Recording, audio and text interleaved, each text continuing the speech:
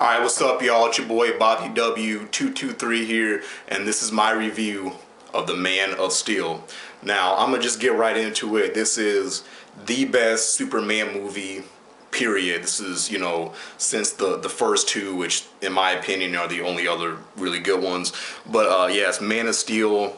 Overall, I enjoyed the movie. Me and my brother went to go see it over the weekend. Great action, you had some emotional parts, great acting, great actors and actresses.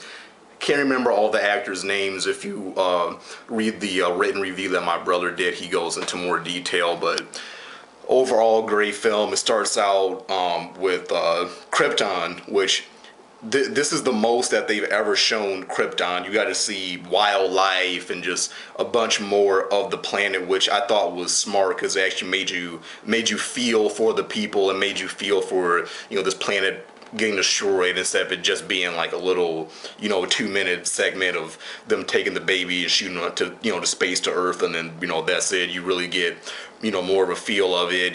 They introduced General Zod in the beginning of the movie, and him and Superman's father, Jor-El, I'm pronouncing that right.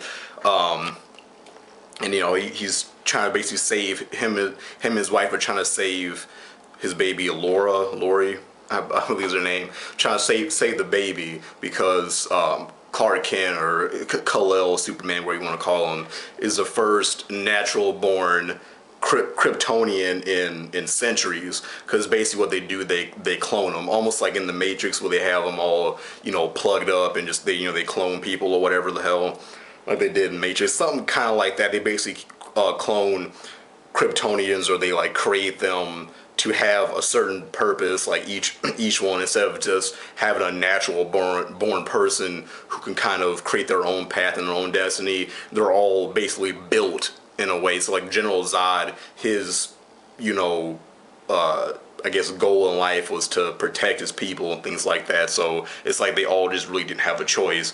But Kal-El was different because he was a natural born Kryptonian. So not only was that his son, but he felt that it was important that he lived. So they found Earth, obviously, and they tried to take him to shoot him off to Earth. And General Zod's trying to stop him, and General Zod actually kills Superman's dad. So his dad actually doesn't die from the planet being destroyed. He dies from General Zod. So then they shun Zod and his crew, the girl, I forget their names. General Zod and his people, they shun them out into space and things like that. So that's how they survive for the planet being destroyed. So yeah, they become free and they start their search to find Clark, which is 33 years later, because he's 33 in the movie.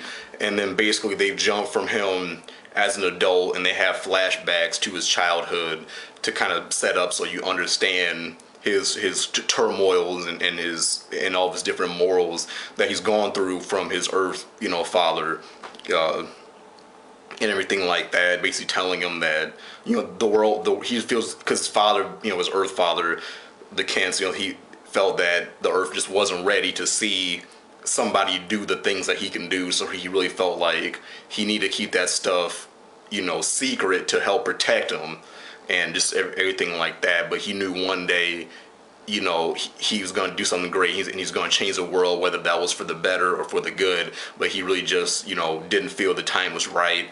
And basically his Earth father ends up dying from a tornado this time around, instead of like a heart attack or whatever like in other movies. And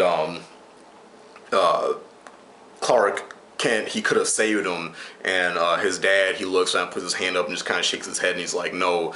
Basically there's like a huge traffic jam and there's this big ass tornado coming, so everybody they run and get the hell away. And then the Kent's dog is stuck in the car, so the dad, he goes back to save the dog. He gets the dog out and he like breaks his ankle or whatever, so he can't run away.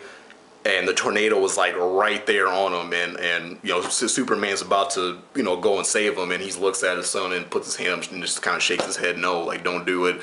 And he gets taken out and things like that. And there's flashbacks to when he's a little boy, and just all the times where he was bullied, that he could have beat the shit out of these kids, but you know he didn't, and things like this, and just, you know, bunch of other stuff like that. And then he kind of goes through his life just kind of bumming around the different cities and things like that. And you really see the more human side of Superman more so in this movie, I feel, that they did in any other movie. So you really care for him as a character. Because me personally, I'm not a huge Superman fan, but that being said, once again, I love this movie. So for anybody who is a Superman fan, it's pretty much a win. But yeah, I felt that they actually made you care for the character this time around more so than ever before, which made the movie that much better. And some other things I actually like that they did change, which some people might have problems with, is the whole kryptonite thing. There is no kryptonite in this movie per se, but the principle of kryptonite is still in the movie. So what they did, instead of having a kryptonite rock that hurts Superman, it's like the atmosphere. They have like when General Zod, you know, finally finds Superman and he takes him to a ship, the ship's air and everything is conditioned to Kryptonians.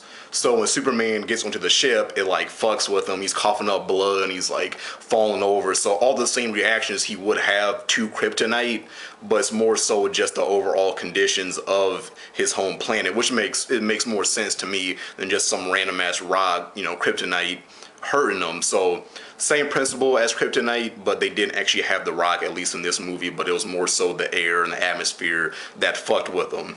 So I thought that was cool. The end battles between him and Zod was fucking amazing. The chick, I forget her name, but the chick, she was badass. She was cooler than Zod. She had some of the coolest fighting scenes. She was zipping around, beating the shit out of people, and just like taking no names. Like she was sick. And the battle between her and then the big dude, I forget his name too, but like the two, I guess, people right below General Zod, when Superman was fighting those two, that was the fight scenes between, that was amazing. The final showdown once again between him and Zod, one of the longest, coolest like one-on-one battles I've ever seen. Took me back to like the Matrix. If you love the Matrix battles like between Neo and Agent Smith, it's like that, but like mixed with some like Dragon Ball Z shit. Like it was sick, you know. So. And then I also like how in this one, him and Lois Lane knows who he is right from the bat. They made that more realistic. And at least in this one, they got away with him at the end when he joins the Daily Planet. They got away with the fact that nobody else knew who he was, because if I remember correctly, they never really saw Superman up close, and they also never really talked to Clark Kent. Lois Lane, to my knowledge, from what I can remember, is the only employee at the Daily Planet that, you know, knew Clark Kent.